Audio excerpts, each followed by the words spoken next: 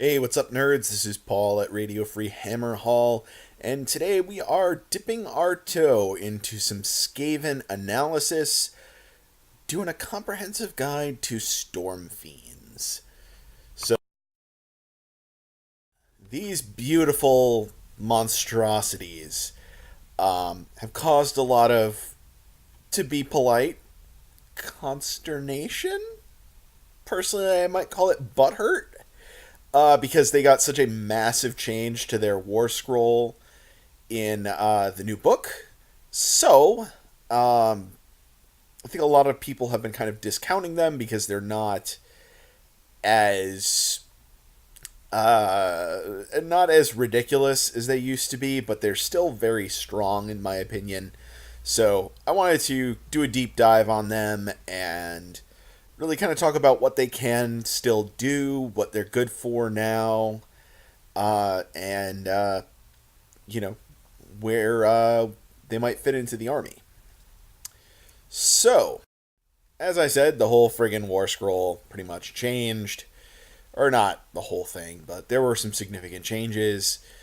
We have three different options for some ranged attacks. Rattling cannons, 12 inches. Wind launchers are 24 inches. Warp fire projectors are 8 inches, and they are still a complicated roll for mortal wounds. Well, not that complicated. A fairly simple roll for mortal wounds. And then melee weapons, we've got Doomflare gauntlets, Grinder fists, shock gauntlets, and your clubbing blows for your guys that are otherwise carrying missile weapons. So this part here is where the rubber really meets the road on this. This is a massive amount of text, and I will try and sum this up as best as possible for you. And you know what? Instead of reading off of this, I am just going to go over to my next slide. Well, actually, it's not my next slide, but it'll be after this shortly. There's a bunch of buffs in the book that are available to buff these guys up. Your Warpstone Spark Allegiance ability adds 1 damage to missile attacks on up to 3 units. Obviously, this being one potential one. Your command trait, Deranged Inventor, lets you reroll hits for missile weapons for one of your units. You have an artifact, the Vigor Dust Injector, that gives you +1 to hit and charge. And that +1 to hit is on melee as well as shooting attacks. And you've got a spell, More Warp Power, which lets you reroll hits and wounds. Something else I didn't note when we were taking a look at the War Scroll, but it does have the Molder keyword. However, there aren't any buffs around Molder specifically that would actually benefit Stormfiends, because they are not Molder pack, they're just Molder. So everything really targets like Molder pack units, and that's not these guys, sadly. I was kind of hoping that would be like a mistake and it would be in the FAQ, but it's not, and there's very little in the FAQ on this book in general. So let's try and unpack this War Scroll, because it's a tremendous amount of text and it's really complicated, right? So you have 3 different models. Each of them has a unique loadout, and none of them really have any overlap other than, if you arm something with missile weapons, it gets the clubbing blows melee attack as well. So we're just going to call these A, B, and C. This is in order of what they are on the War Scroll. So Model A, you can arm with warp fire projectors or wind launchers. Your warp fire projectors are short range missile attacks that just do mortal wounds. Your wind launchers are long range missile attacks, 24 inches. They don't require line of sight. And they have Rend 3. So they're pretty punchy, but as we'll see further on, they don't really have very high damage output.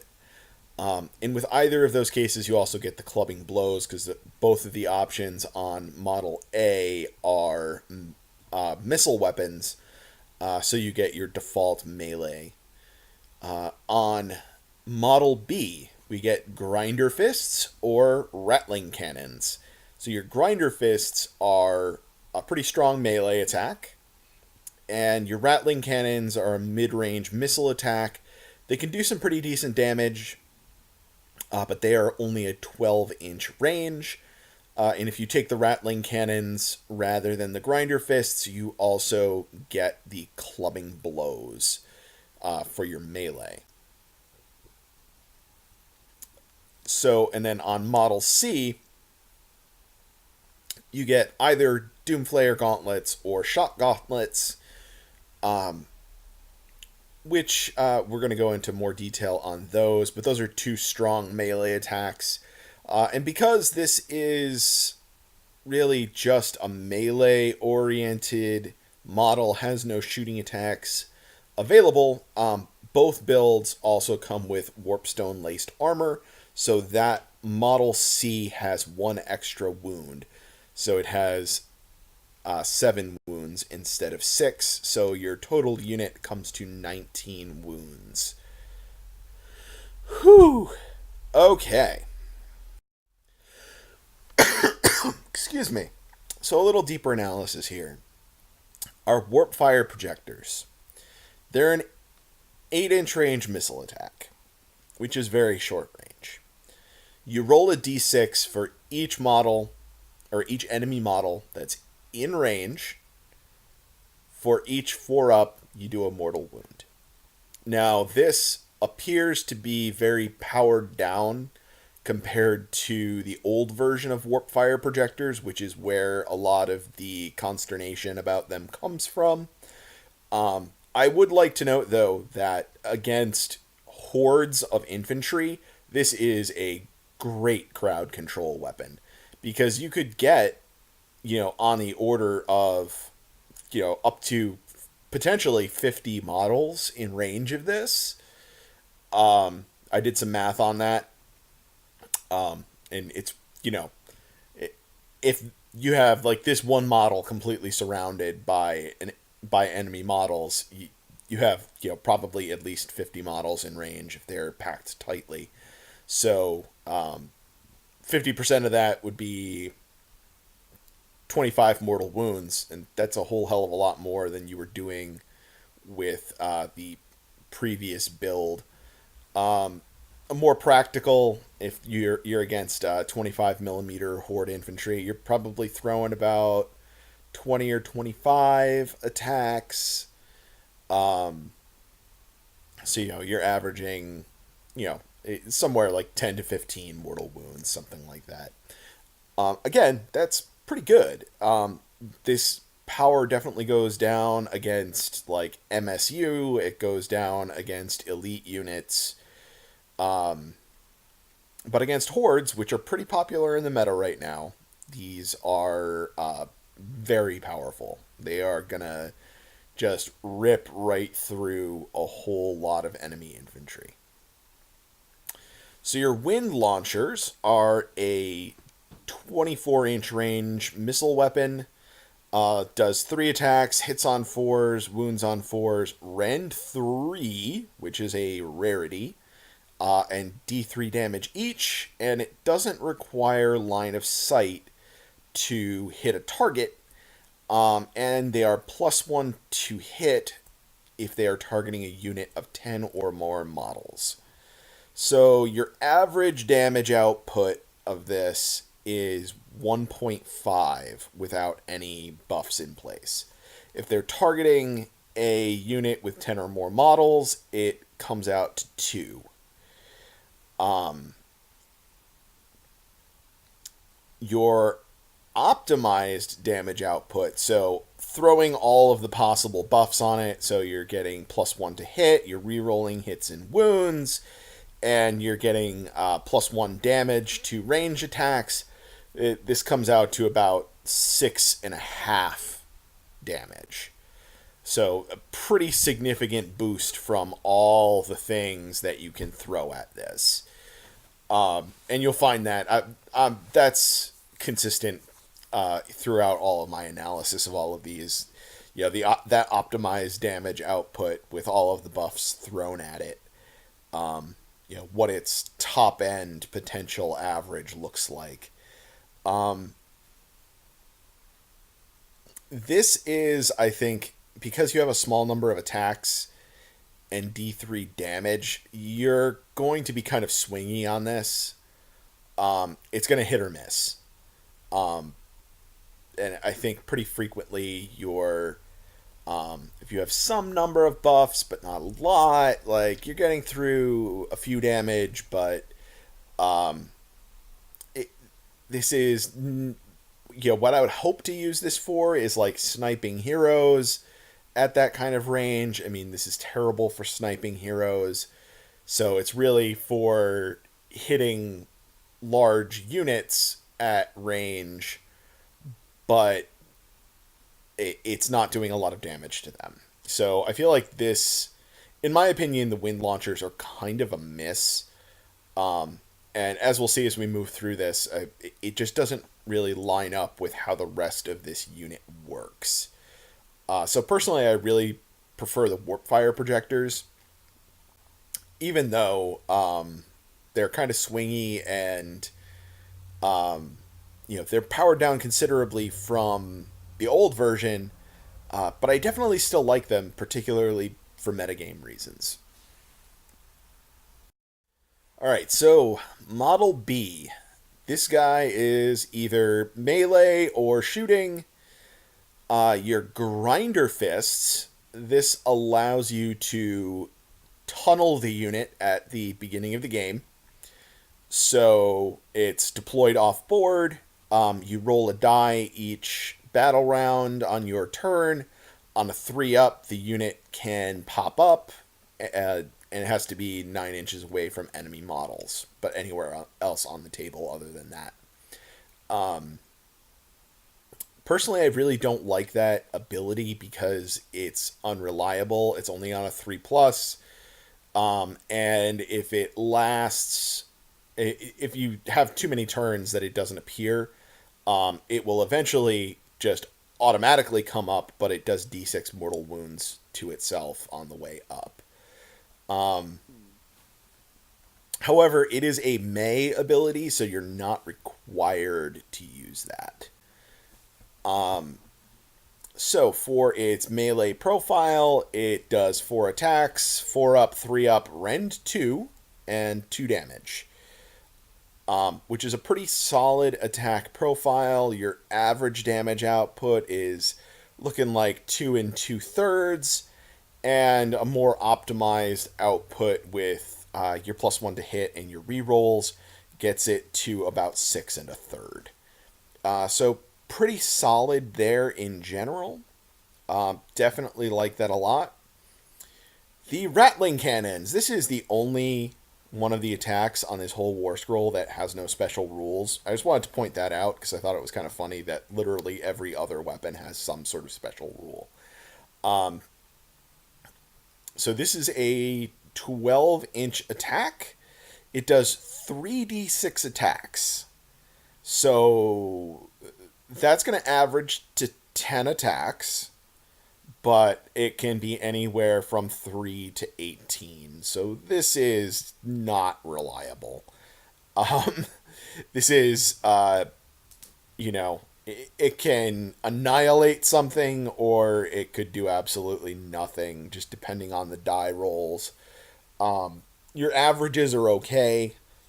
It only has rend 1, which I'm not really a big fan of.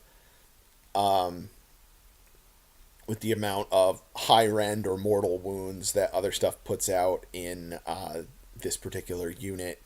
So your average damage output with all of that comes to about 3.5, and optimized with all the buffs comes to 8.3. But the big caveat to throw on that is that it's only at Rend 1. So bear in mind that your opponent's probably making some saves against this. Against a lot of our previous things, we're looking at, Rend 3, Rend 2, Mortal Wounds.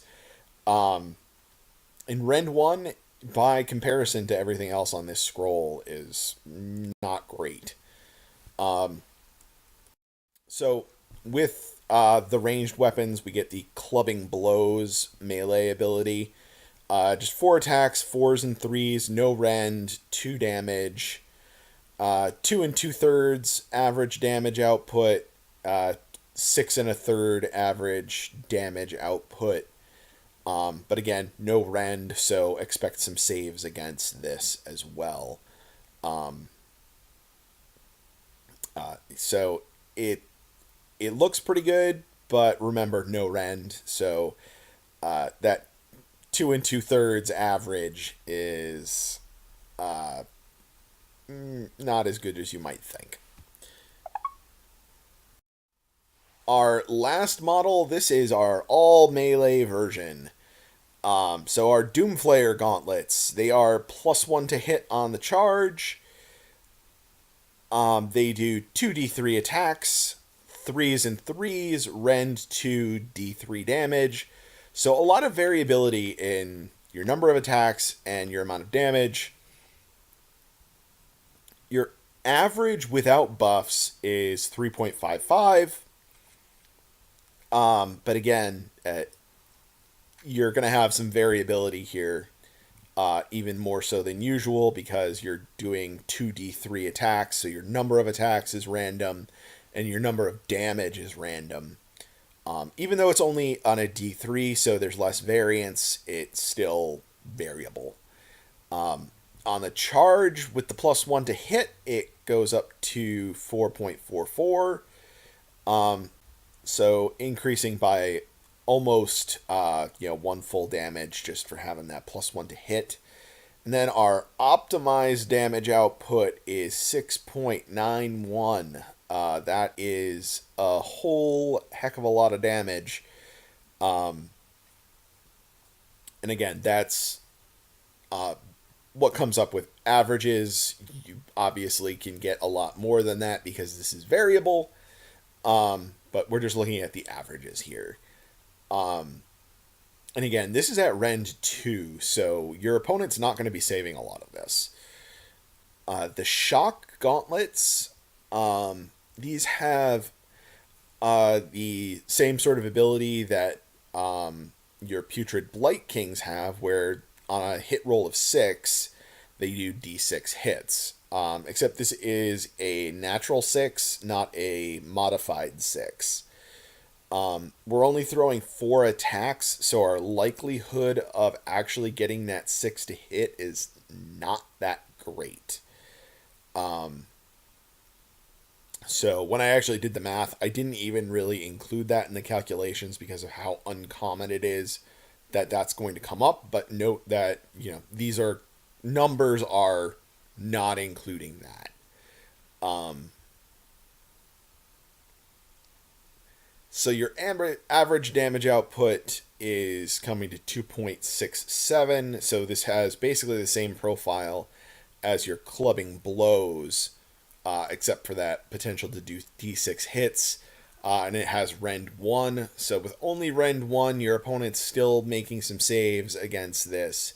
So that damage output is, in danger versus things with good armor. And your optimized damage output is 6.32. So again, that's basically the same as your Clubbing Blows with Rend 1. And the potential to maybe get some extra hits in. So that's kind of the basic overview of each. Simplified, quick look at everything. Your first model, you're either running warp fire projectors or wind launchers. The warp fire projectors, they're short range, they do mortal wounds. They're pretty variable based on what you're up against, but it has a pretty high potential for spitting a lot of mortal wounds. The wind launcher is long range, no line of sight, but it's not really doing a lot of damage. Excuse me, but it is doing that damage at Rend 3. So anything it rolls is basically going through. Model B, you are either going with melee attacks or with a shooting attack. Your Grinder Fist, they let you potentially tunnel these guys and have them pop up close to the enemy. It is a Rend 2 melee attack in comparison to the no Rend on the clubbing blows that you would get if you use the Rattling Cannons. And the Rattling Cannons, they're really, really variable, but they're mid-range shooting. They have the potential to put out a decent amount of damage, but it's only at Rend 1. And finally, Model C, the Doomflare Gauntlets and the Shock Gauntlets are both pretty strong melee units. The Doomflayers are a little bit more variable. The Shock Gauntlets have the potential for the extra hits on hit rolls of 6. The Doomflayer Gauntlets are at Rend 2. The Shock Gauntlets are at Rend 1. So that's your quick and dirty overview of this. So your builds basically look like, you have Model A, that's all shooting. Model C, that's all melee. And then Model B is either melee or shooting. So you're either going to be basically skewing this unit towards shooting or skewing it towards melee. So, this is my preferred build. I like going for a really strong hammer build, because there's not a lot of really strong, tough melee hammers in the Skaven book, so I think this is a really good addition to an army. So that would be going with Warp Fire Throwers on Model A, Grinder Fists on Model B, and Doomfire Gauntlets on Model C. You'll notice, very importantly, the Grinder Fists and the Doomflayer Gauntlets are both attacking at Rend 2. And then we have one model in melee doing the clubbing blows with no Rend, but that is offset by the Warp Fire Throwers spitting mortal wounds at your enemy on usually going to be on like your second turn of combat, maybe before the initial charge, but not getting a lot of stuff in range. So doing some damage before it gets there, and then doing all of this melee. So this is just summarizing everything. Our average damage output with no Rend is looking at 2.67, and total with Rend 2 is looking at 6.22. So that's a lot of damage. And then optimized with all the buffs, we're looking at 6.32 with no Rend and 13.23 with Rend 2. So this is one hell of a hammer unit. You're throwing a lot of damage around, especially when you're buffed. And a lot of it is with high Rend. So very, very powerful, I think. And it's pretty mobile. Other things to note here, the Vigor Dust Injector also gives you +1 to charge. So if you place your gnaw holes correctly, and then get a hero, preferably your general, relatively close to them, so that they can use Forward to Victory on them to get charge rerolls. You can take these guys, pop them up out of a gnaw hole, and then be 9 inches away from the enemy, have an 8-inch rerollable charge. That's basically what you get with Gutrot Spume and a unit of Blight Kings. And from that particular experience, using that combo a lot, that is really, really powerful. And with all the rend on these guys, I think they're even, potentially stronger than Blight Kings are. Blight Kings tend to be more weight of dice to get a lot of damage through. These guys are punching through with a whole lot of rend. So, also, just to kind of wrap it up, as I said, Skaven needs a good, strong melee hammer in their lineup. And, guys, this is it. Otherwise, you have your Storm Vermin, which are pretty punchy hammers. But that's also Horde Infantry. So there's some difficulties that you have with that. They're going to whittle down in power pretty quickly. They're very powerful, but